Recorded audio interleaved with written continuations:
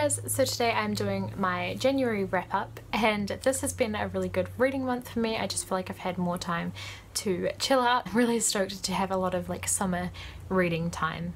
But getting straight into the wrap up with the books that I read this month. The first one was The Reluctant Fundamentalist by Mohsin Hamid. I apologise if I'm pronouncing that incorrectly and I'm weirded out right now because the screen on my phone looks really pink, so I don't know why that is. Is it this?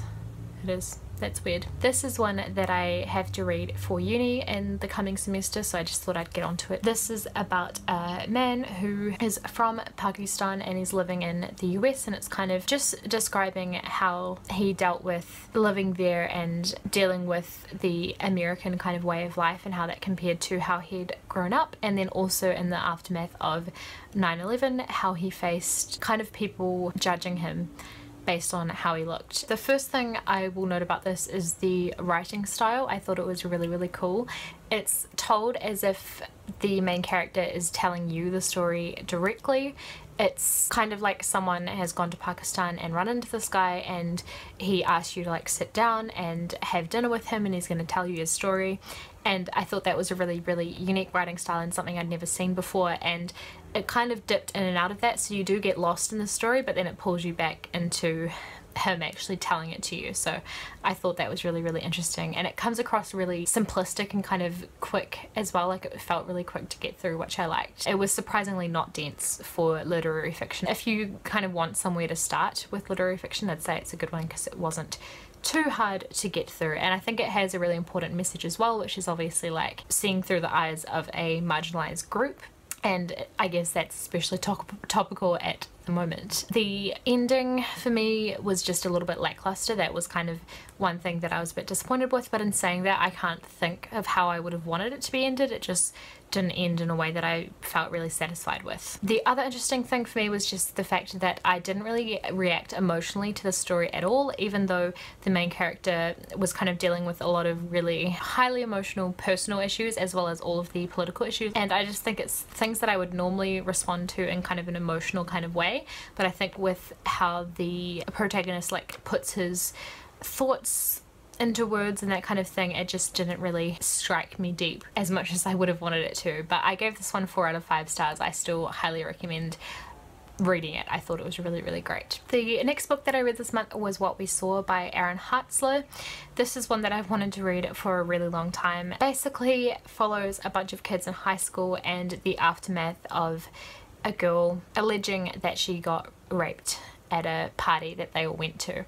I think that the main character that we follow, I can't remember, yeah, it's a girl called Kate. Her perspective is really good. She's kind of dealing with this whole situation in the best way that she can. From my perspective anyway, her viewpoint in this situation is like the right one, and the one that we would all hope to be like Kate if we ever came across a situation like this. So I think it's really important that that was the protagonist's point of view, but we also get a glimpse into the point of view of other people in her life, like her family and her friends at school, her, you know, people at school that she's not friends with, teachers at school, the administration kind of staff at school, the police, and the girl who was directly affected by this situation. So you get to see all those perspectives and you get to see why some of them are so flawed and why some of those perspectives are wrong and not the way that situations like this should be dealt with. And I just felt like every part of this book was dealt with so well. Kate has a younger brother, and I think that was a really good addition to the story that really added to it as well as the situation with Kate's boyfriend. I think that was dealt with really well, and I just think Kate is a really admirable character, and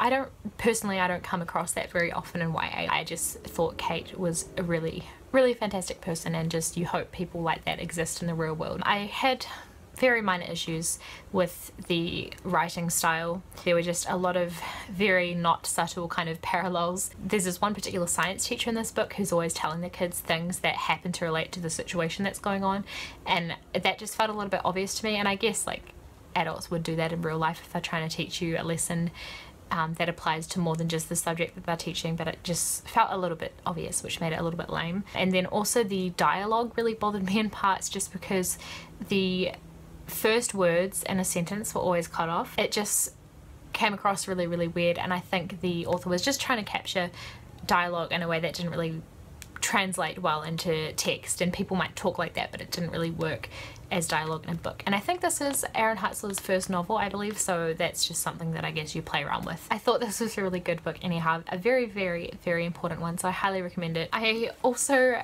reread the first 3 Animorphs books throughout January, and this was a kids book series that I really enjoyed when I was younger, and I've been trying to collect them from secondhand stores and I happen to have the first 3, so I read these. I actually enjoyed them more than I remembered. Like, I remembered that I liked them, but I thought it would be a case of it's way better when you're a kid than when you reread them as an adult, but they're actually still really, really good. I really liked them. So it's basically about a bunch of kids who run into some aliens, and then they develop the power to be able to morph into animals, and they're trying to save the world from an alien invasion. And the aliens, the way they invade people is they're little slug things, and they go into your head and can control people. Your teacher at school could be one of these aliens, or your family members could be, and you wouldn't know because they take over the person and control them basically. So yeah, it's a very, very cool concept, and these books are so great, and I can't wait to reread the rest of the series as well. I also reread Peter Pan by J.M. Barrie. This is a childhood classic, obviously. I read this for a uni assignment and really, really enjoyed it. It's the first time that I've read this copy of it, because I have like a just normal like chapter book novel kind of copy, and this is a really nice one that I bought, and it has interactive elements and things like that. And reading it, I realized that all these little interactive elements actually go with whatever is happening on the adjacent page, so I thought that was really cool. I kind of get those little elements a bit more now than when I was just flicking through it and looking at them, so I really, really liked this. Another one that I reread was Under the Mountain by Maurice Guy. I don't think I actually read this myself as a child, but I know that it was read to me when I was in I think it was year 6 at primary school. I had a really cool teacher, and she read this to us throughout, like, I don't know, it must have been the course of a few weeks, and I just really, really like this. It's so nostalgic for me. Maurice Guy is a New Zealand author, so this ticks my box for reading a book by a New Zealand author throughout the month. But it's about 2 kids who are twins, Rachel and Theo, I believe are their names. Yep, Rachel and Theo, and they go and stay with an uncle and auntie in Auckland for a holiday, and they end up coming across some aliens. This is pretty much the reason that I wanted red hair as a kid, because the twins are meant to have red hair, so definitely a fave. I rated this 5 stars. I didn't include this as like a reread. I actually did put it on my Goodreads just because I never read it myself before, and it was still really, really good, and I can see why this is kind of a New Zealand classic. My biggest achievement, I would say, this month is that I managed to finish reading the Mortal Instruments series. So I read City of Fallen Angels, City of Lost Souls, and City of Heavenly Fire, and I loved all of these, obviously, as expected. I rated them all 4 out of 5 stars, which has kind of been my average rating, I think, for the whole series. I really, really enjoyed them. I'll tell you a little bit about what I thought of each one. So City of Fallen Angels, number 4, I really enjoyed it. It felt really action-packed, which I like. That's one of the things I love about these books. They have a lot of stuff going on all the time. I loved how much we got to see of Simon in this book. I felt like we got so much more Simon, and I love him. So yeah, I also can't wait for Tales from the Shadowhunter Academy, but I did get quite bored of Jason Clary in this. I think they just kind of have like drama all the time, and it just never ends, and yeah, I got kind of over that. City of Lost Souls, the ending was kind of frustrating, like, because it's a cliffhanger, I guess. So then City of Heavenly Fire was unbelievable. Like, it felt so long, and I feel like so much happened in this book. Despite so much stuff happening, it was definitely my favorite out of the entire Mortal Instruments series. I loved this one so much. I love how it joins all back in with stuff that's mentioned in the Infernal Devices, so I definitely recommend reading them in the order that I did, because I feel like you get the maximum impact that way. So that was the first 3 Mortal Instruments books, and then the Infernal Devices, and then these last 3 books, just because it does all tie in the end. And it also looks like it's kicking off the Dark Artifices, which I'm really, really excited about. I love Simon in this book, and I love Magnus in this book, and I can't wait to read Tales from the Shadowhunter Academy and the Bane Chronicles as well, because I can't wait to get more of them. I think those 2 are probably my favourite characters, to be honest. I still didn't really warm up to Jason Clary in this book. I just was totally over their drama by the end of it, so yeah. But it was a really, really good one, so I enjoyed this a lot. I also read The Shadowhunters Codex. This is by Cassandra Clare and Joshua Lewis, and every time I look at this I always think it says Simon Lewis just because my brain's like tuned in like that obviously. But yeah, I just thought this was so cool. So if you don't know, this is the Shadowhunters Codex, like the book that is featured in the Mortal Instruments and in the Infernal Devices, which is what young Shadowhunters are given when they're like learning what it means to be a Shadowhunter and all that kind of thing. And because it's like literally meant to be that book that they have, it makes you kind of feel like a Shadowhunter, because this is what you would be given if you were learning to be a Shadowhunter. So I really liked this. It was so cool. And yeah, it just goes to show how well thought out the world of the Shadowhunters is. I think Cassandra Clare's amazing. Her world building is incredible and she knows everything there is to know about her world and the characters in it. And I just thought it was really well done. There's a lot of amazing art in here. One of my favorite things is, if I can find it, there is a table of runes, which is really cool.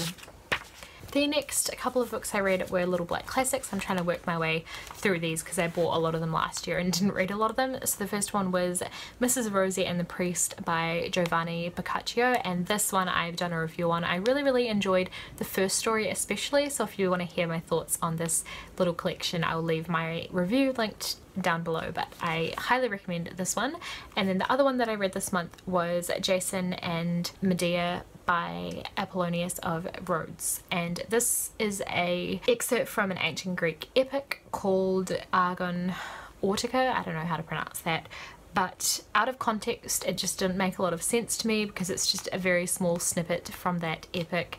And yeah, I just couldn't keep up with how many characters were in this. There's so many characters, and I guess that's typical of like ancient Greek, you know, anything that's based off myths and legends of the Greek gods and all that. I just couldn't keep up at all and wasn't that interested in it. I think especially because you're reading it out of context, I just wasn't invested in the story at all. And it's basically about a guy who is trying to track down a golden fleece. Didn't really get it, and I think it's just not for me. I think I'm just not into like ancient Greek texts. It just feels too stiff to me, and like I said, there's just too many characters for me to be interested in it. So I gave this one 2 stars. Didn't love it.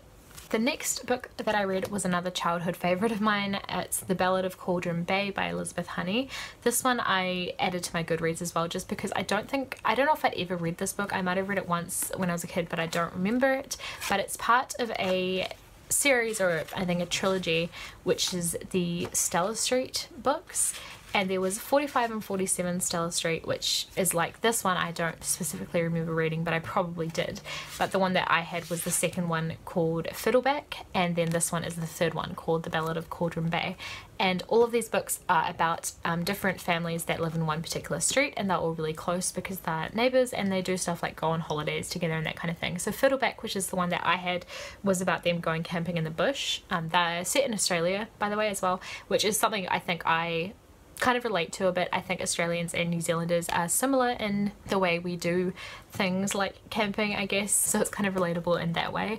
And I think if you're Australian you would really like the Stella Street books. I didn't think I would enjoy it that much as an adult, but I really did. It was so good, and it makes me want to reread the other two as well because it's actually like quality reading. Like I think anyone could read this just as an adult and enjoy it. The characters are all so unique and so detailed, even the adults. Like I feel like parents are often kind of like a non-character in a book, like they're there but they're not very distinct, but the adults and all the kids in these books are really fantastically well thought out. Just at the beginning of the book I was thinking, damn, I wish I could remember all these characters, because I had favourites and all that kind of thing, and yeah, loved that. But then you get to the beginning of the book and there's this little diagram in here of all the different characters that are mentioned, so I think that was really cool and it kind of sparked their memory, and then you learn about them throughout the book as well, obviously, anyway.